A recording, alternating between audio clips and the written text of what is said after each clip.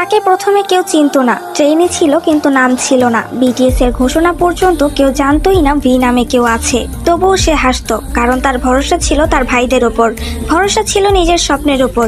সে শুধু গায়ক না, সে একজন আর্টিস্ট, একজন গল্পকার। উইন্টার বিয়ার গাইতে গাইতে সে যেন নিজের মন খুলে দিয়েছিল।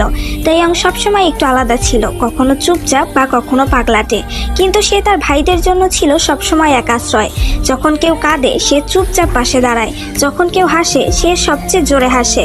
বিটিএস 6 জন সদস্যের জন্য ভি ছিল সেই ভাই যে আবেগে বলতো, তোমরা ঠিক আছো তো? তার জন্য ভাইয়েরা শুধু সদস্য না, তারা তার পরিবার, তার অস্তিত্ব। ভি হলো সেই জানালা যার ভেতর দিয়ে বিটিএস এর হৃদয়ে আলো পড়ে, কারণ সে শুধু তাইয়াং না, সে আমাদের ভি, তার ভাইদের ভয়েস।